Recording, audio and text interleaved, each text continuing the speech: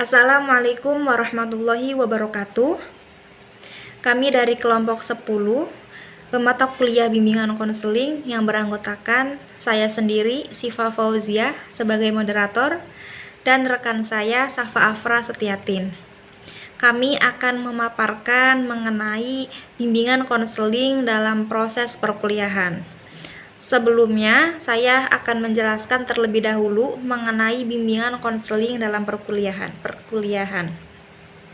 Bimbingan konseling di perguruan tinggi ini merupakan usaha membantu mahasiswa untuk mengembangkan dirinya dan untuk mengatasi masalah-masalah akademik serta masalah sosial pribadi yang berpengaruh terhadap perkembangan akademik mereka.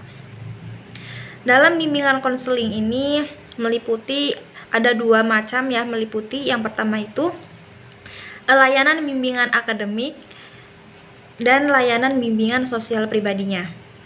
Dari layanan akademik itu diberikan langsung oleh dosen-dosen bimbingan pada tingkat jurusan.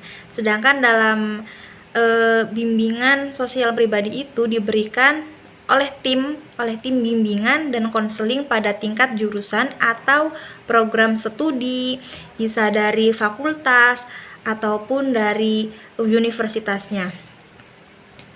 Kemudian menurut Ahmad Juntika itu secara keseluruhan yang dihadapi mahasiswa itu dapat dikelompokkan atas dua kategori. Yang pertama ada masalah dalam akademik atau studinya, dan yang kedua itu masalah non-akademik atau masalah sosial pribadi. Masalah akademik itu merupakan hambatan atau kesulitan-kesulitan yang dihadapi oleh mahasiswa dalam merencanakan atau dalam melaksanakan memaksimalkan belajarnya itu.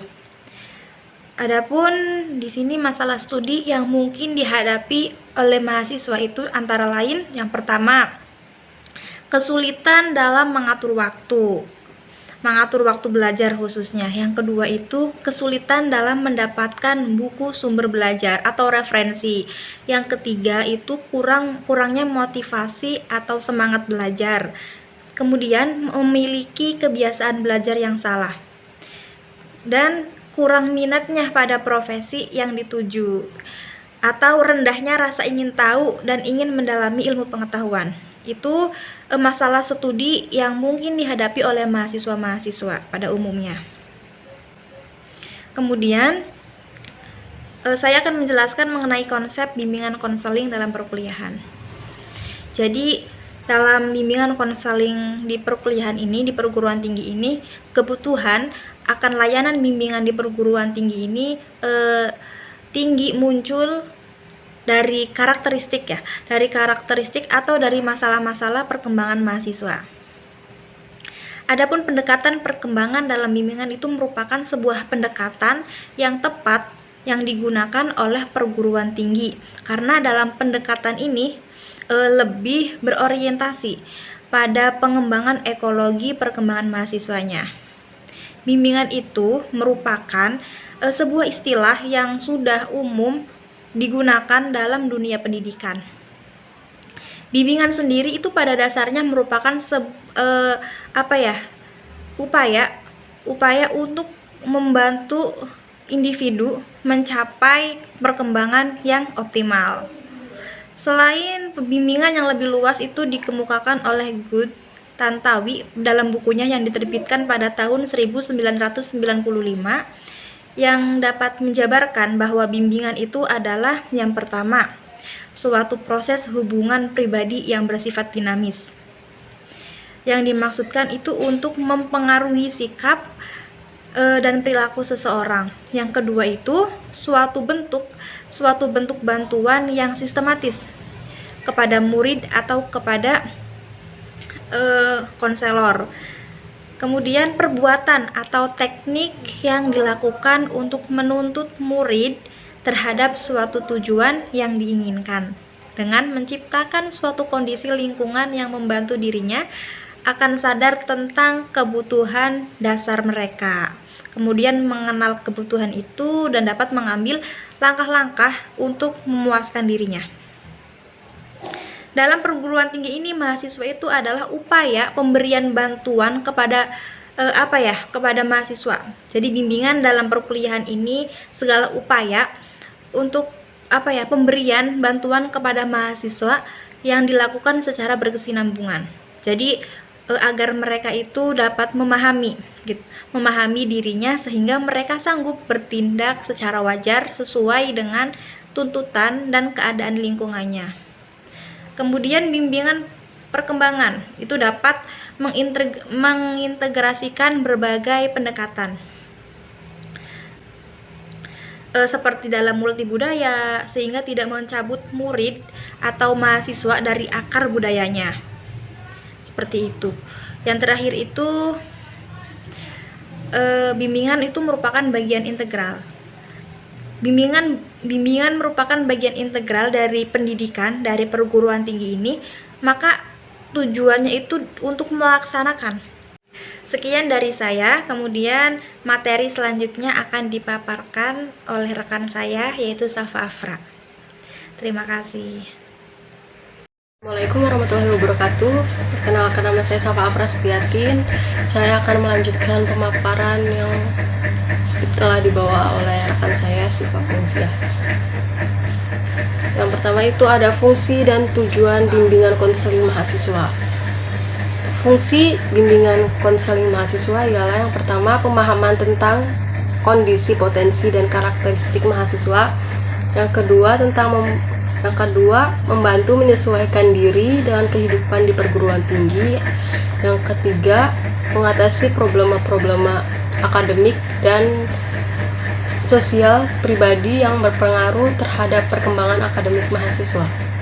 Sedangkan tujuan bimbingan konseling mahasiswa ialah memiliki pandangan yang realistis tentang diri dan lingkungannya. Yang kedua, memiliki sikap dan kesiapan profesional. Yang ketiga, mampu membina hubungan sosial dengan sesama mahasiswa dan dosen dengan baik. Yang keempat, memperoleh prestasi belajar yang sesuai dengan kemampuan mereka. Sedangkan Dr. Ande Roshidan MA menuliskan tujuan khusus bimbingan konseling adalah yang pertama itu membantu mahasiswa mewujudkan potensinya secara optimal baik untuk kepentingan dirinya maupun masyarakat. Yang kedua, membantu mahasiswa dalam menyesuaikan dirinya dengan tuntutan lingkungan secara konstruktif. Yang ketiga, membantu mahasiswa dalam usaha memecahkan persoalan yang dihadapinya. Yang keempat, membantu mahasiswa dalam mengambil keputusan dalam berbagai pilihan. Dan yang kelima, membantu mahasiswa dalam memutuskan rencana belajar, karir, dan rencana hidup selanjutnya. Yang D, layanan bimbingan problematika mahasiswa. Layanan bimbingan problematika mahasiswa dibagi menjadi dua. Yang pertama, problema akademik. Yang kedua, problema sosial pribadi. Sedangkan yang problema akademik itu hambatan atau kesulitan yang dihadapi oleh mahasiswa dalam merencanakan, melaksanakan, dan memaksimalkan perkembangan belajarnya. Sedangkan problema sosial pribadi ialah kesulitan-kesulitan yang dihadapi oleh mahasiswa dalam mengelola kehidupannya sendiri serta menyesuaikan diri dengan kehidupan sosial baik di kampus maupun di lingkungan setempat. Yang sendiri serta menyesuaikan diri dengan kehidupan sosial baik di kampus maupun di lingkungan setempat. Yang selanjutnya, problema akademik yang dihadapi oleh mahasiswa. Yang pertama itu sulit memilih program studi yang sesuai dengan kemampuan dirinya dan waktu yang tersedia. Yang kedua, kesulitan mengatur waktu belajar. Yang ketiga, kesulitan mendapatkan sumber belajar. Yang keempat, kesulitan dalam menyusun makalah, laporan, dan tugas akhir. Yang kelima, kesulitan mempelajari buku-buku yang berbahasa asing. Yang keenam, kurang motivasi atau semangat belajar. Yang ketujuh, adanya kebiasaan belajar yang salah. Yang kedelapan, rendahnya rasa ingin tahu dan ingin mendalami ilmu. Dan yang terakhir, kurangnya minat terhadap profesi. Nah, sedangkan problem sosial pribadi yang dihadapi oleh mahasiswa ialah pertama, kesulitan ekonomi atau biaya kuliah.